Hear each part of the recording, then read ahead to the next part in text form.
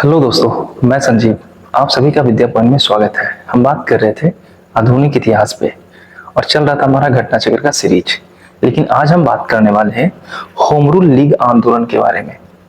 पिछले क्लास में हमने बात किया था बंगाल विभाजन को लेकर, और बंगाल विभाजन को लेकर हमने अच्छे से डिटेल में बात किया था। आज हम बात करेंगे होम रूल लीग आंदोलन के बारे में कि होम रूल लीग था क्या, स्वतंत्रता आंदोलन में इसकी क्या भूमिका थी और ये समाप्त कैसे हो गया। तो एक तरफ हमारे थे तिलक साहब और दूसरी तरफ हमारी थी एनी बेसेंट। और आपको पता है कि भारत में सबसे ज्यादा लोकप्रियता अगर किसी महिला को मिला था स्वतंत्रता आंदोलन के समय में, तो वो थी Annie Besant. Annie Besant Bharat की राजनीति में प्रवेश लेती है 1913 में, और 1916 में यह स्थापना करती है होम रूल लीग आंदोलन का। सबसे पहले ये होम रूल लीग आंदोलन की स्थापना करती है अडायर में, क्योंकि ये आयरलैंड की महिला थी। और जब भारत में आती है तो मद्रास के क्षेत्र में ये होम रूल लीग की स्थापना करती है और पूरे भारत में अपना शाखा खोलती है। लेकिन वहां पे इनकी शाखा नहीं थी जहां पे बाल गंगाधर तिलक की शाखा थी।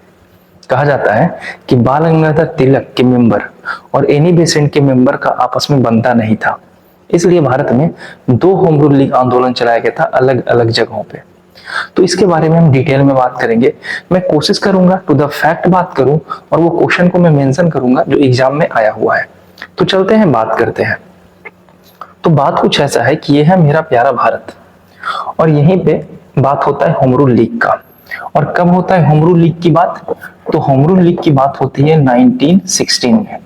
ये बात अच्छे से याद रखिएगा। तो सबसे पहला क्षेत्र बनता है कौन? महाराष्ट्र का क्षेत्र। और महाराष्ट्र के क्षेत्र में आते हैं तिलक साहब अप्रैल के समय में। अप्रैल 1916 में तिलक साहब महाराष्ट्र में होम रूल लीग की शुरुआत करते हैं। तो सबसे पहले हम तिलक साहब के बारे में देखेंगे, बीजी तिलक, जिसे बाल गंगाधर तिलक कहते हैं। बंगाल विभाजन जब हम पढ़ रहे थे तो आपको मैं बताया था कि गरम दल के 3 नेता थे। एक थे तिलक साहब, बाल गंगाधर तिलक, जिनका क्षेत्र कहाँ था? तो महाराष्ट्र। एक थे लाला लाजपत राय, और लाला लाजपत राय का क्षेत्र कौन सा था? तो ये है पंजाब का क्षेत्र, और यहाँ थे लाला लाजपत राय। और तीसरा थे हमारे बिपिन चंद्र पाल, और इनका क्षेत्र कहाँ था? तो पंजाब, बिपिन चंद्र पाल। और यही तीनों जगहों पर स्वदेशी आंदोलन का विस्तार किया गया था इन सभी लोगों के द्वारा, है ना। इसके अलावा हम कल दिल्ली के बारे में बात किए थे और मद्रास के बारे में भी बात किए थे कि कौन कौन लोग स्वदेशी आंदोलन में अपना योगदान दिए थे इन सभी क्षेत्रों में। लेकिन आज हम बात करने वाले हैं सिर्फ तिलक साहब के बारे में और एनी बेसेंट के बारे में। तो चलते हैं, स्टार्ट करते हैं। हम बात करने वाले हैं बीजी तिलक का होम रूल लीग, ठीक है। और ये स्थापना कब होता है? तो ऑलरेडी मैं मेंशन कर चुका हूं, अप्रैल 1916 में। तो तिलक साहब क्या करते हैं ना, एक को बनाते हैं अध्यक्ष और एक व्यक्ति को बनाते हैं सचिव। तो क्वेश्चन पहले ये पूछेगा कि सबसे पहली बार होम रूल लीग आंदोलन यानी होम रूल लीग का स्थापना किसने किया था भारत में? तो तिलक साहब किए थे। और कहाँ किए थे? तो महाराष्ट्र में किए थे। कब किए थे? अप्रैल 1916 में किए थे। ये तीनों क्वेश्चन पूछा गया है। अब पूछा जाएगा कि तिलक साहब के होम रूल लीग आंदोलन के अध्यक्ष कौन थे? एक बात ये पूछा जाएगा, और दूसरा पूछा जाएगा कि सचिव कौन थे। ये दोनों क्वेश्चन पूछा जाएगा। तो अध्यक्ष थे जोसेफ, मेंशन करते चले जाइएगा, जोसेफ बास्तिस्ता, ठीक है। और सचिव थे एनसी केलकर, एनसी केलकर साहब। एक अध्यक्ष थे और एक सचिव थे। ये तिलक के होम रूल लीग आंदोलन। अच्छा, तिलक का जो क्षेत्र था वो सिर्फ और सिर्फ महाराष्ट्र का क्षेत्र था, और महाराष्ट्र के अलावा पूरे भारत का क्षेत्र को कवर करती है एनी बेसेंट। एनी बेसेंट पूरे भारत में फैल जाती है, लेकिन उस क्षेत्र में नहीं जा पाती है जहां तिलक का होम रूल लीग था, क्योंकि दोनों में बनता नहीं था। इसके बाद चले तो तिलक ने यहीं पे अपना 2 पत्रिका निकाला था। एक का नाम था मराठा और दूसरा का नाम था केसरी। ये बार बार क्वेश्चन पूछता है। तिलक साहब मराठा और केसरी के माध्यम से होम रूल लीग का प्रचार कर रहे थे, और हर घर जाकर, सही सुने, हर घर जाकर लोगों को, जनता को जागरूक कर रहे थे कि देश की आजादी में आपकी क्या भूमिका होनी चाहिए, कैसे हम अपने देश को आजाद कराएंगे। यही था ये आंदोलन का उद्देश्य। तो मराठा जो लिखा गया था वो लिखा गया था इंग्लिश में, और जबकि केसरी जो थी ये लिखा गया था मराठी भाषा में। ये बात याद रखिएगा, ये था मराठी भाषा में और ये था इंग्लिश भाषा में। अब बात कुछ ऐसा आता है, जब ये आंदोलन चल रहा था तो यहीं पे तिलक साहब एक नारा देते हैं। उनका नारा था, स्वराज हमारा जन्म सिद्ध अधिकार है। और ये नारा यहीं पे दिया जाता है। तो एक क्वेश्चन आपसे पूछेगा कि ये बताइए, स्वराज हमारा जन्मसिद्ध अधिकार है, ये तिलक साहब का नारा है, इसे कब लोकप्रिय बनाया गया था? तो ये बनाया गया था होम रूल लीग के समय। अब तिलक को क्या किया जाता है कि केसरी और मराठा को लेकर अंग्रेज क्या करते हैं, जब देखते हैं कि तिलक की लोकप्रियता बढ़ रही है और तिलक गरम दल के नेता थे, ये भी आपको पता होगा, तो इनको गिरफ्तार करके जेल में डाल दिया जाता है और ज्यादा दिन तक रखा नहीं जाता है क्योंकि इनके खिलाफ कोई मुकदमा साबित नहीं हो पाता है। तो फाइनली इनको छोड़ दिया जाता है। और जब ये छूटते हैं तो ये कहाँ चले जाते हैं? ये चले जाते हैं 1916 में लंदन चले जाते हैं। अब बात आती है कि लंदन क्यों जाते हैं। तो तिलक साहब को अशांति का जनक कहने वाले कौन थे? वेलेंटीना सिरोल। वेलेंटीना सिरोल। अब वेलेंटीना सिरोल अपनी पुस्तक में तिलक साहब को अशांति का जनक बताते हैं और तिलक साहब इसी से नाराज होकर वो चले जाते हैं कहाँ? लंदन, इनके खिलाफ मुकदमा करने के लिए। बशर्ते मुकदमा हार जाते हैं लेकिन चले जाते हैं, जिसके कारण तिलक का जो हमारा चल रहा था होम रूल लीग आंदोलन यहीं पे समाप्त हो जाता है। तो ये थोड़ी छोटी छोटी पॉइंट नोट कर लेना। ये तिलक के बारे में बताया जा रहा है कि बाल गंगाधर तिलक ने होम रूल लीग आंदोलन कब शुरू किया था, अध्यक्ष कौन थे, सचिव कौन थे, नारा क्या दिया गया था और कौन सी पुस्तक का प्रकाशन किया गया था। तो ये क्षेत्र हमारा महाराष्ट्र का क्षेत्र किनका था? तिलक साहब का। अब हम बात करने वाले एनी बेसेंट के बारे में। तो फिर हम चलते हैं मैप पे। मैप होता है तो चीजें अच्छे तरीके से विजुअलाइज होती है और याद हो जाता है। तो वैसे बच्चे जिनको क्लास करना है जीके जीएस का या किसी भी एग्जाम का, आप मेरे पास चले हो। मैं आपको सुबह से लेकर शाम तक क्लासेस दूंगा और मेरा टारगेट ये नहीं होता कि मैं आपको क्लासेस दूं। मेरा टारगेट ये होता है कि जो आपका एग्जाम का टारगेट है मैं उसको पूरा करूं और जितना जल्दी हो सके उतना जल्दी। और आप तरीका देख ही रहे होगे कि मैं पढ़ाता कैसे हूं। मैं डिटेल में चलूंगा, कोई शॉर्टकट इस्तेमाल मैं नहीं करूंगा। और मेरा मानना है कि सक्सेस का कोई शॉर्टकट नहीं होता, सक्सेस का कोई शॉर्टकट नहीं होता। और अगर शॉर्टकट लेने जाइएगा तो काफी लंबा समय आपको गुजारना पड़ेगा। तो हम अब बात करते हैं किनके बारे में? एनी बेसेंट के बारे में। और एनी बेसेंट का क्षेत्र कौन सा था? तो मद्रास का क्षेत्र था, ठीक है। और बोलेगा कि मुख्यालय कब खोला गया था इनका? कहा? तो अडायर में इसका मुख्यालय खोला गया था, हेडक्वार्टर अडायर में। और ये स्थापना कब किए थे? तो ये स्थापना किए थे, जैसे तिलक साहब स्थापना किए थे कब? अप्रैल में ना। ये स्थापना करेंगे सितंबर में, सितंबर 1916। तो देखते चलिएगा, बातें मैं मेंशन करता चलूंगा। यहां बात आता है क्या? एनी बेसेंट के बारे में। एनी बेसेंट का होम रूल लीग आंदोलन, होम रूल लीग आंदोलन ये। अब सबसे पहले बात तो आएगी, आपसे पूछा जाएगा कि स्थापना ये कब किए थे? तो ये स्थापना कब किए थे? सितंबर के महीने में, सितंबर 1916 में। लेकिन हाँ, इससे पहले एनी बेसेंट आयरलैंड में ऑलरेडी ये होम रूल लीग आंदोलन चला चुकी है, इससे पहले, तिलक से पहले। और यहाँ ये सितंबर में आके चलाती है।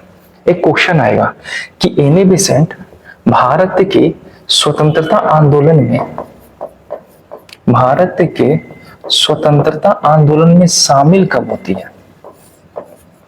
ये क्वेश्चन पूछा गया है। तो ये शामिल हुई थी 1913 में, लेकिन इनका लोकप्रियता बढ़ा था 1916 में। और इतना ज्यादा ये प्रचलित हो गई थी कि आईएनसी के जो नरम दल के नेता थे ये खुद होम रूल लीग में शामिल हो गए। तो मद्रास में इनका सिर्फ क्षेत्र था जहां ये स्थापना किए थे, लेकिन ये पूरे भारत में फैला हुआ था इनका हेडक्वार्टर। लगभग 200 जगहों पर इनका हेडक्वार्टर था। लेकिन तिलक साहब का हेडक्वार्टर सिर्फ महाराष्ट्र में मात्र 6 जगहों पे था, लेकिन एनी बेसेंट का 200 जगहों से ज्यादा था। कहीं कहीं पे तो सिर्फ ऐसे ही लोग बैठे रहते थे, कोई काम भी नहीं होता था।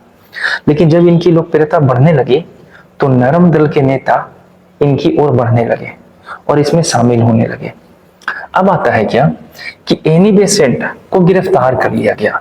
एनी बेसेंट तिलक साहब के जैसे 2 पत्रिका निकालते हैं। एक का नाम होता है न्यू इंडिया, और ये क्वेश्चन पूछा गया है कि न्यू इंडिया किसका लिखा गया था, और दूसरा था कॉमनवेल पत्रिका। ये दोनों याद रखिएगा, ठीक है। एक का है न्यू इंडिया और दूसरा है कॉमनवेल नामक पत्रिका। दोनों निकाली थी एनी बेसेंट। और जब एनी बेसेंट की लोकप्रियता बढ़ने लगी तो तिलक के जैसा ही इन्हें भी जेल में डाल दिया गया, जेल में बंद कर दिया गया।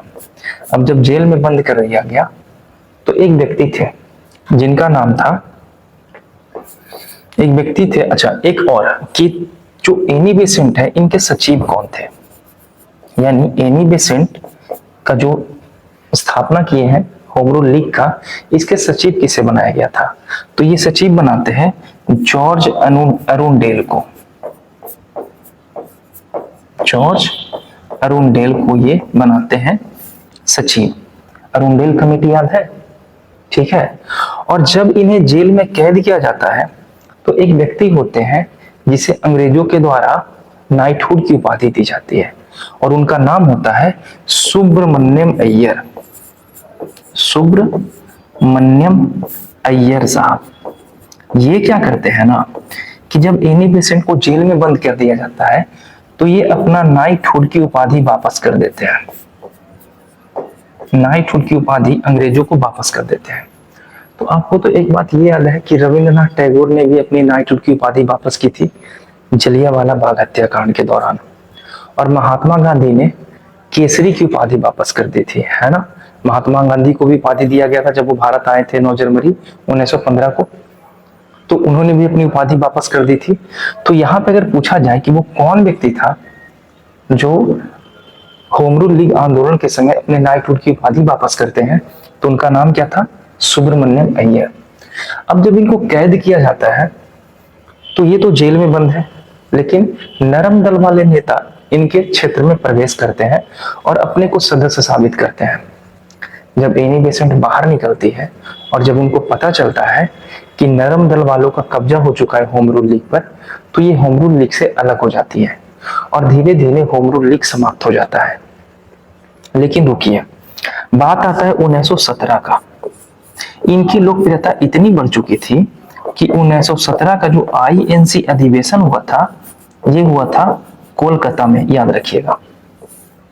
और इनको निमंत्रण दिया गया था कि आप आइए और आईएनसी के अध्यक्षता कीजिए। तो क्वेश्चन ये भी पूछा जाता है कि उस प्रथम महिला का नाम बताइए जिसने आईएनसी की अधिवेशन की अध्यक्षता किए थे। तो कौन थे, एनी बेसेंट साहब थी। कब किए थे, तो 1917 में। और कहाँ किया गया था ये, तो ये कोलकाता में आयोजित किया गया था। तो एक तरफ हम देखे किनके बारे में, तिलक के बारे में, और दूसरी तरफ हम किसके बारे में देख रहे थे, एनी बेसेंट के बारे में। अब एक क्वेश्चन में आपको और बताऊंगा।